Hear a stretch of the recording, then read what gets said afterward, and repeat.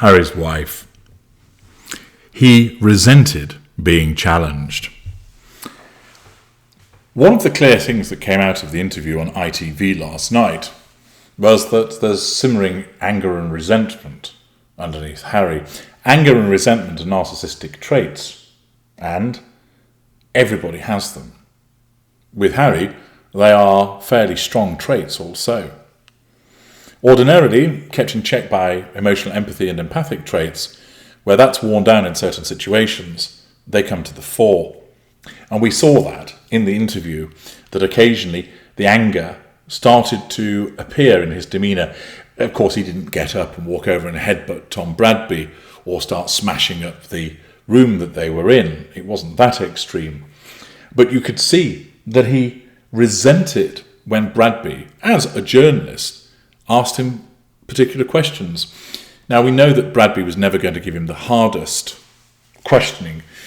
Indeed, it would have been interesting to see how he would have responded if he'd been subjected to Jeremy Paxman, for instance, who would have perhaps approached it in a much more forensic manner, putting to him the evidence, demonstrating his contradictions, teasing out his responses, and undoubtedly he would have lost his rag in such circumstances. Bradby was always going to handle him more softly, but in fairness to Bradby, he was still operating as a journalist, and he didn't completely roll over and allow Harry to tickle his tummy. He did pose some questions and at times probed him. And as I've said, it could have been done in a much harsher way, but he made some attempt, and when he did so, we could see Harry didn't like it, and he didn't like being challenged. And that's because of his narcissistic trait of resentment and argumentativeness, but also it comes back to this point that I've made before. He has been told that what he is doing is almost being done with a form of righteous zeal, that there are saints and seraphim, cherubim, up in the heavens above all cheering him on, saying, "You're doing the right thing, Harry. You have the side of right behind you. You have the moral high ground." And it's almost as if he's flabbergasted that anybody would suggest that he was doing something wrong. And many people observing would be thinking, "Harry, you must be able to see that what you're saying here and what you've done here doesn't stack up." But he can't, because he has been indoctrinated to such a degree by his wife. And this resentment at being challenged has been picked up also by Anita Singh, who writes in The Telegraph as follows: "Harry, the interview. It was a strong interview, but unpleasant to watch. Tom Bradby came with a journalist's agenda and politely began to question what he was hearing from Prince Harry. Prince Harry has been in therapy for years. And Harry, the interview, made one thing clear. It hasn't solved his anger issues. No. And not only is that because it's been ineffective, but it's also because, in recent years, his wife has rekindled them. I'm in such a good headspace now. The reality is I've never been happier," he said at the end. But the programme told a different story. Furious, defensive, and just plain sad. It was a difficult watch for those of us who had hoped that life in Monte Shitshow might bring Harry the peace he claims to crave. To all the historic reasons for that anger, Harry can now add Tom Bradby. Chosen by the Sussexes as a friendly face, it was Bradby who spoke to Harry's wife on the couple's South Africa tour and asked her kindly if she was doing okay. Harry appeared to have turned up for this interview in the belief that Bradby would merely be a conduit for his grievances, a way to deliver them unfiltered to a British television audience. But Bradby came with a journalist's agenda and politely began to question what he was hearing. With every suggestion he made that the royal family will be reeling from the disclosures of their private conversations in Harry's memoir, that Harry hadn't so much burned his bridges as taken a flamethrower to them, the interview became testier. Harry's face grew pinker. He seemed incredulous that someone was challenging his narrative. I wonder where he's picked that up from. Bradby ventured that William might view the breakdown in the sibling relationship differently. I think he would say he found you emotional, defensive. He couldn't get through to you. Harry glared at Bradby. It's quite a list of assumptions you're making, he seethed. Again, this shows the extent to which Harry's been indoctrinated. Rather than pause and think, hang on, you might be right about that, he immediately assumes it's wrong. The atmosphere seemed rather like the one Harry describes in his book of a meeting between the so-called Fab Four, at which the Duchess of Cambridge gripped her chair so hard that her knuckles turned white. Bradby suggested at one point that the royal strife was positively Shakespearean. "You've probably read more Shakespeare than I have," said Harry, somehow turning it into an accusation. Bradby kept telling us that the book contained revelations that will surprise people, which might have been the case had every single one of them not been leaked beforehand. Thank you, Spanish booksellers. The book has its fair share of comedy. You'd need a heart of stone not to laugh at the dog bowl detail, or Harry getting so high on hallucinogens that he had a deep and meaningful conversation with a pedal bin. But that was sadly lacking from this interview. Bradby attempted to lighten the tone by bringing up the chapter in which Harry talks about losing his virginity. "It's 4 lines or something," Harry said dismissively. "We can talk about losing your virginity if you want." Well, no, because Tom Bradby hadn't just spilled the details of his first sexual encounter for all the world to read.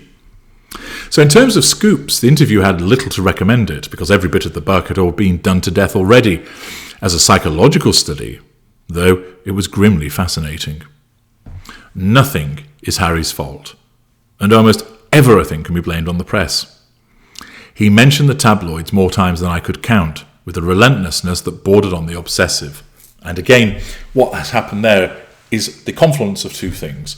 One, he blames the press for the death of his mother, and this has been cultivated by his wife triangulating him with his dead mother to suggest, "You don't want me to end up like her, look how the press have been horrible to me." But the accusations from her, if you remember, why would I let the press know where I would be for pictures after they've used the N-word against my son? Which was an utter fabrication. The repeated allegations of racism by the press, but they never ever give any particularisation. In parts passing.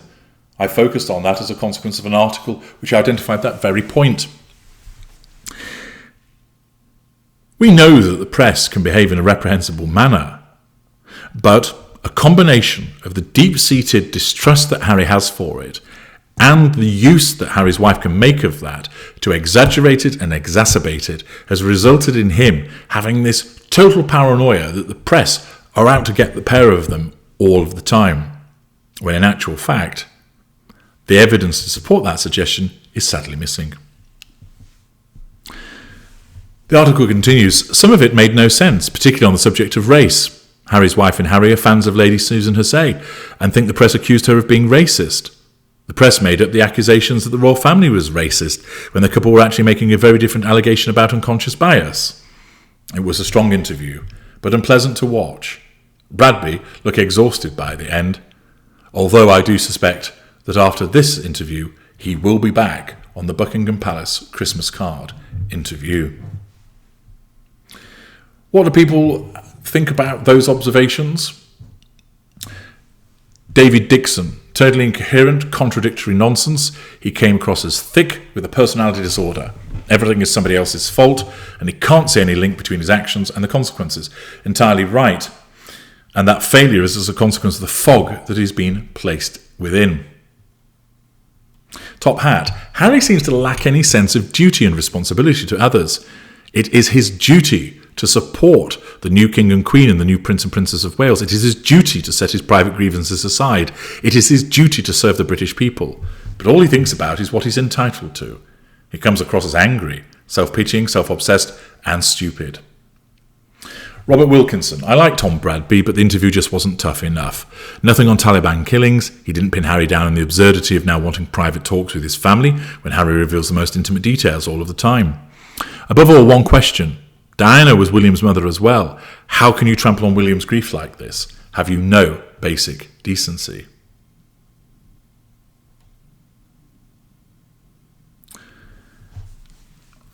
David Cornwall suggests that the suggestion of having private conversations with the royals to resolve things is Harry's wife's voice saying that. She wants a sit-down summit and an apology. In other words, she wants control, and she edited Harry's book to make sure he said that. Sophie Hall. Harry, you claim to care about mental health. Have you thought for one moment the impact your self-serving outpourings are going to have on your family's mental well-being? All I heard was me, myself, and I, naive, deluded, and breathtakingly arrogant of the damage you're causing. Scintilla, it was excruciating and Bradbury was too soft. It has confirmed Harry remains totally lacking in self-awareness and is deeply damaged. What an embarrassment he's become. Juliet McLeese, unfortunately, Harry, you need to move on. Stop obsessing about your brother and his wife. You need to stop living the victim role and develop or take a job that demands discipline where you can't think about yourself and your grievances all the time. You will not be happy until you let all these grievances and hurts go. Lift up your face to the sun in the morning and be thankful for all the blessings, love and support you have received. This is the only way forward. No sympathy for him. And again, it demonstrates that he remains so much in the grip of his wife, and it's making him look so poor in front of so many people. I'm H.G. Tudor. Thank you for listening.